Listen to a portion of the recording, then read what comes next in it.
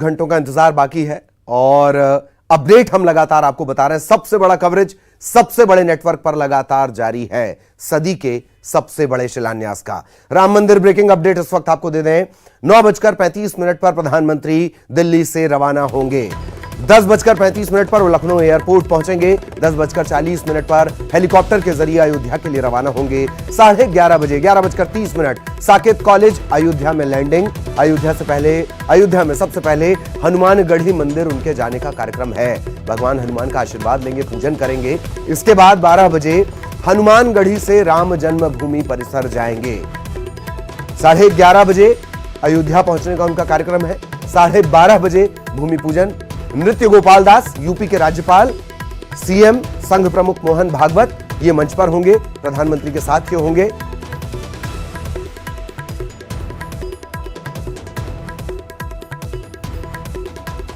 और पारिजात के वृक्ष का रोपण होना है उसी परिसर में। 12:30 बजे भूमि पूजन का कार्यक्रम।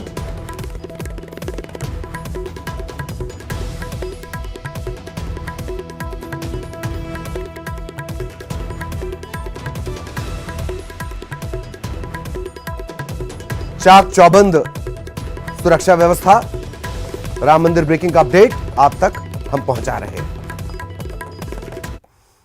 और हमारे जो तमाम सहयोगी हैं राम के अलग अलग जगहों पर किस तरीके से आस्था का एक सैलाब मानो उमड़ पड़ा है। हमारे तमाम सहयोगी धीरे धीरे जुड़ रहे हैं। अलग अलग जगहों की तस्वीरें भी आप तक पहुंचाएंगे, किस तरीके से लोगों की आस्था और श्रद्धा आज नजर आ रही है। शरद आपको नजर आ रहे होंगे और इसके अलावा संजय लगातार हमारे साथ बने हुए हैं। शरद, मैंने आपको रोक दिया था और शायद अब बारिश का जो सिलसिला है, एक तरह से कुदरत का जो जलाभिषेक है, ऐसा लगता है कि वो फिलहाल थमा हुआ है। क्या कुछ आप जानकारी दे रहे थे वो पूरा करें शरद।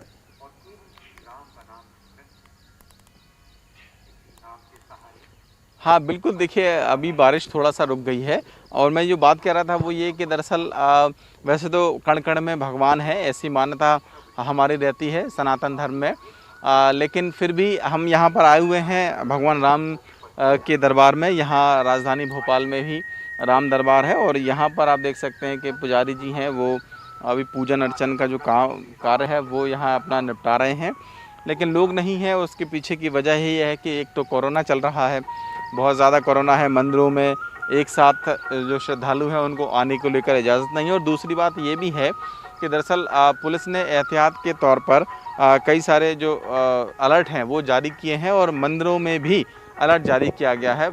किसी भी अनावश्यक व्यक्ति को यहाँ पर आने की इजाज़त नहीं है। तो जो बात हम कह रहे थे कि भले ही वहाँ पर अयोध्या में सब कोई ना पहुँच पाए, लेकिन हर किसी के मन में भगवान राम बसते हैं। और राम का दरअसल एक महत्व तो अलग ही है ललित हमारे धार्मिक आस्थाओं के बीच में, क्योंकि ये माना जाता है कि बहुत सारे ऐसे भगवान तो कई सारी भगवान हैं हमारे, उनमें भगवान शंकर, भगवान विष्णु, ये सारे ऐसे भगवान हैं जो स्वर्ग में रहते हैं, ऐसी मान्यता है, हमने पढ़ा है। लेकिन भगवान राम एक ऐसे भगवान है, उनका रूप है जिन्होंने धरती पर जन्म लिया और फिर अपने कर्म से, अपने मन से, अपने वचन से ऐसी मान्यताएं स्थापित की धार्मिक आस्थाओं को लेकर, जिन्हें फॉलो करना या जिनको बताना हमारे जो पूर्वज थे उन्होंने आगे की पीढ़ियों को बताया कि भगवान राम आदर्श पुरुष थे, मर्यादा पुरुषोत्तम थे, उनके आदर्शों पे आगे चलना है, उनके आदर्शों पे इस तरीके से चलना है। राम राज्य की अक्सर तुलना की जाती है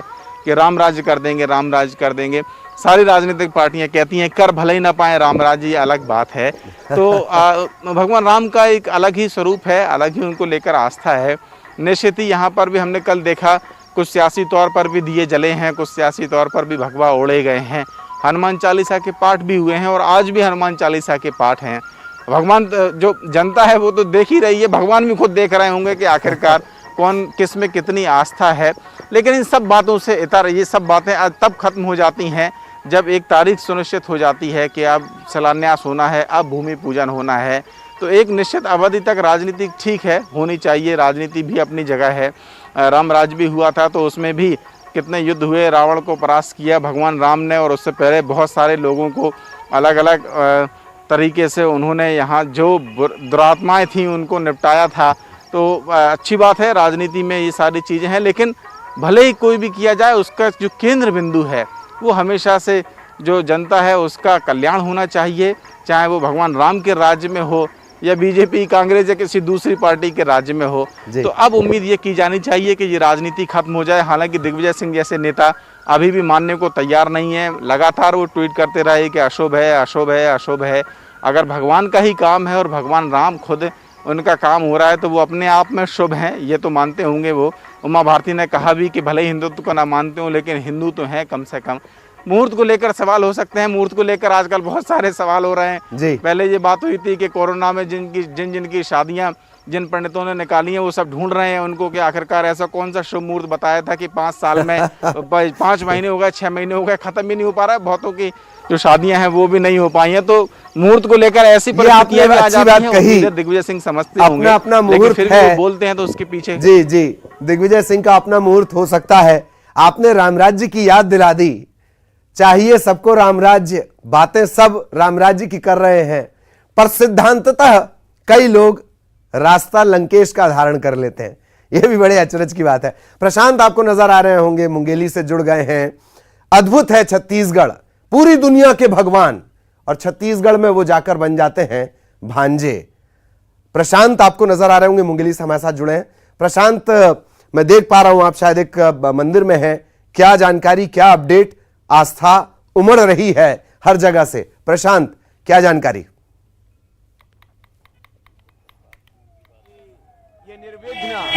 अनुष्ठान चल रहा। बिल्कुल बाबा जी, आप लगातार काम करते रहे। आपके जो परम पूज्य संत हैं उन्होंने काम किया और आज आप हनुमान जी के पास आए हैं, तो क्या मनोकामना आप करने वाले? बस एक ही काम मनोकामना है, ये कार्य निर्विघ्न संपन्न हो और युगों युगों तक भगवान राम की मर्यादा, उनका यश गौरव हमें प्रेरणा देता रहे। बहुत शुक्रिया बाबा जी। तो अच्छा बता दिए यार। बल्कि शेर गंगा का राम जानकी मंदिर, लोरमी का राम जानकी मंदिर और मुंगेली राम जानकी मंदिर सहित सभी मंदिरों में आज विशेष पूजा अर्चना की तैयारी की जा रही है। नगर में भगवा वश ध्वज लगाए गए हैं, साथ ही दीपक जलाकर आज इस ऐतिहासिक पल का स्वागत करने की सभी ने तैयारी की हुई है। हमारे साथ कुछ राम भक्त भी हैं, हम उनसे जानना चाहेंगे किस तरह तैयारी आज आप लोगों ने की। सनातन संस्कृति के महानायक मर्यादा पुरुषोत्तम राम का मंदिर आज बनने वाला है। इस खुशी में आज सभी हिंदू समाज मंदिरों में पूजा अर्चना करेंगे, भजन कीर्तन गाएंगे। लोरमी के राम जानकी मंदिर में कार सेवकों का सम्मान किया जाएगा, 5000 दीप जलाए जाएंगे, भजन का कार्यक्रम रखा गया है। पूरे हिंदू समाज में एक उत्साह का वातावरण है। देख सकते हैं ललित कि कितना उत्साह लोगों में है आज इस पल को लेकर, जब भगवान श्री राम मंदिर का आज भूमि पूजन होने वाला है।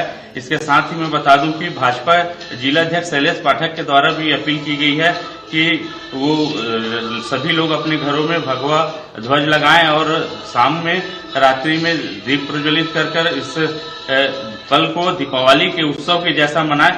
इसके साथ ही जगह जगह टीवी के माध्यम से लाइव प्रसारण देखने की भी व्यवस्था की गई है।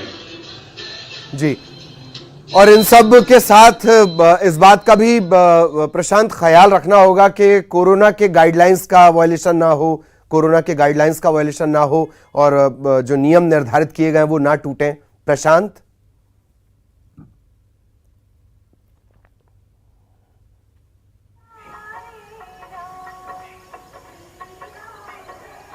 और तमाम इस तरह के उपकरण लगाए गए हैं। मास्क की व्यवस्था की गई है, आने वालों को मास्क भी वितरण किए जाएंगे, सैनिटाइज मशीन लगा है और लॉकडाउन के नियमों का, सोशल डिस्टेंसिंग के नियमों का पूरी तरह पालन करने की व्यवस्था की गई और इन नियमों का पालन करते हुए आज इस पल को उत्सव के रूप में मनाने की पूरी व्यवस्था आयोजन समिति के द्वारा की गई है। जी ललित जी, तमाम व्यवस्थाएं की गई हैं और शरद भी हमारे साथ लगातार बने हैं, संजय भी हमारे साथ लगातार बने हुए हैं। संजय, और कुछ भी लोग आपके साथ नजर आ रहे हैं, बहुत संक्षेप में अगर आप उनसे बात कर सकें, फिर हमें शरद के पास जाना है। संजय जी, निश्चित रूप से मेरे पास में एक देवी हैं जो कि प्रतिदिन श्री राम मंदिर आती हैं। बहन जी बताइए, थोड़ा पास आइए, बताइए कि कैसा महसूस कर रही हैं आज? आज का दिन हम लोगों के लिए इतना खुशी का है, इतना खुशी का है कि सबसे बड़ी बात तो ये है कि जैसे काफी समय के बाद किसी के यहाँ कोई बालक जन्म लेता है, जो खुशी होती है उस इंसान को, उसका तो शायद वही अनुभव कर सकता है जिसके यहाँ किसी बालक ने जन्म लिया हो। जब से आपको पता चला कि ऐसा मंदिर का भव्य निर्माण होना है और कल आज सुबह प्रधानमंत्री जी करेंगे, तो क्या आप कहेंगे? खैर, इसका अनुभव तो जिस दिन से उनने बताया कि 5 अगस्त को होना है, उस दिन से एक मन में एक आजादी की एक ऐसी उमंग पड़ी कि ये अगस्त शायद हम लोगों के लिए बहुत विशेष दिन है, विशेष समय है। हम लोगों के सारे त्योहार भी इसी अगस्त के महीने ही होते हैं, जो चतुर्मास का एक प्रारंभ कहते हैं हम लोगों का शुरू होने के बाद। और फिर आज का दिन इसका कोरोना की सारी तकलीफ खत्म हो गई। हाँ, क्यों नहीं हो गई? जब प्रभु आ गए तो तकलीफ किस बात की है? जी। जब वो जन्म लिए थे तो जब सारे संकट कट गए थे, तो अब कोरोना का क्या डर? कोरोना का यदि आज डर होता तो हम लोग जी, आप जब प्रभु आ गए समझ सकते हैं भाव, वाकई आजादी से जोड़ रही है। प्रभु आ गए 15 अगस्त, तो फिर तकलीफ की बात ही कहां बची, गुंजाइश ही कहां बची, कहां किसी कोरोना की गुंजाइश बची। इससे भी हम, इस संकट से भी हम निपट लेंगे। और ममता हमारी सहयोगी इस वक्त आपको नजर आ रही होंगी, रायपुर से ममता हमारे साथ जुड़ चुकी हैं।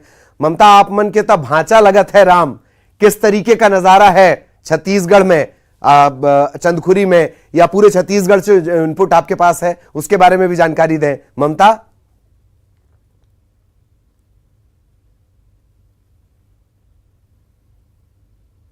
जी ममता, आप तक मेरी आवाज पहुंच रही हो तो बताएं किस तरीके का नजारा है। भगवान राम छत्तीसगढ़ के तो भांजे हो जाते हैं।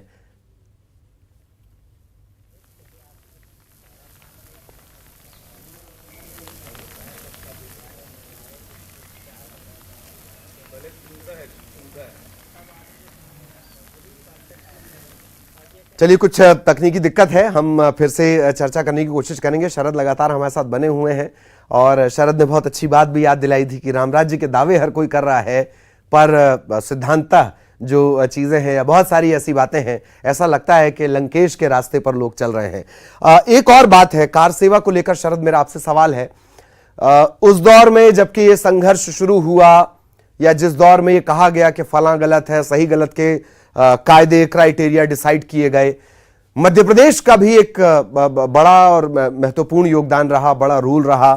और हम लगातार वो कहानियां भी सुनाते हैं उन कार सेवकों की जिन्होंने अपना पूरा जीवन अर्पित कर दिया और आज भी वो उफ या आह नहीं करते। हालांकि जब फल का उनसे सवाल किया जाए कि आपको क्या फल मिला, तो वो थोड़े रुआंसे हो जाते हैं, पर खुशी उनमें भी अगाध है। शरद,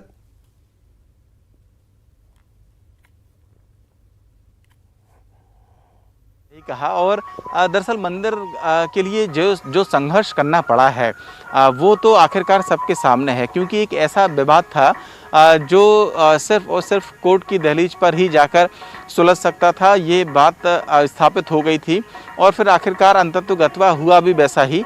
और जब वो फैसले आ जाते हैं, अगर हम किसी व्यवस्था में रह रहे हैं, ललित मान लीजिए लोकतांत्रिक व्यवस्था है और हमने एक सिस्टम बना रखा है कि कोर्ट है, कोर्ट में भी अलग अलग हैं, डिस्ट्रिक्ट कोर्ट है, हाई कोर्ट है, सुप्रीम कोर्ट है, और वहाँ से अगर कोई फैसला आता है तो फिर सबको स्वीकार होना चाहिए, इस व्यवस्था को मान के चलते हैं। लेकिन जो संघर्ष रहा वो निश्चित तौर पर उसको लेकर सवाल खड़े हुए। कुछ ये बातें भी कही गई कि क्या जो विवादित ढांचा गिराया गया वो गिराया जाना चाहिए था, या अगर गिराया गया तो फिर उसके पीछे में जो तब की व्यवस्था थी, कल्याण सिंह को लेकर, उनकी भूमिका को लेकर भी कई सारे सवाल खड़े हुए। ये कहा गया कि वहाँ पर जो पुलिस को, जब कार सेवक बहुत सारी संख्या में अयोध्या पहुँच गए तो फिर उनको रोका नहीं गया। हालांकि बाद में उन्होंने अपने एक इंटरव्यू में कहा, मैंने सुना कि उन्होंने पुलिस को सिर्फ इतना कहा था कि गोली नहीं चलाना है, बाकी की लेकिन आपको व्यवस्था संभाल कर रखनी है। लेकिन फिर उन्होंने ये भी कहा कि उनको इस बात का गम नहीं था कि आखिरकार जो ढांचा गिराया गया वो गिर गया था। तो ऐसी जब बातें आ रही थी तो निश्चित ही सामाजिक सौहार्द को लेकर कुछ बातें खड़ी होती थी। लेकिन जो कार सेवकों के बारे में आपने जिक्र किया और मध्य प्रदेश के बारे में बात की, तो निश्चित ही मध्य प्रदेश के 2-3 बड़े नेता थे जो मंदिर आंदोलन से सीधे तौर पर जुड़े रहे। और उस वक्त में, कल ही मैं एक जगह पर मौजूद था किसी राजनीतिक लोगों की जमावट में, वहाँ ये चर्चा हो रही थी कि एक दौर ये भी था जब मंदिर आंदोलन हुआ करता था तो मध्य प्रदेश की पहचान अयोध्या या उत्तर प्रदेश में जयभान सिंह पवैया को लेकर हुआ करती थी कि अच्छा जयभान सिंह पवैया, मध्य प्रदेश वाले जयभान सिंह पवैया। इस तरीके की। बजरंग दल के उस वक्त में वो राष्ट्रीय अध्यक्ष हुआ करते थे।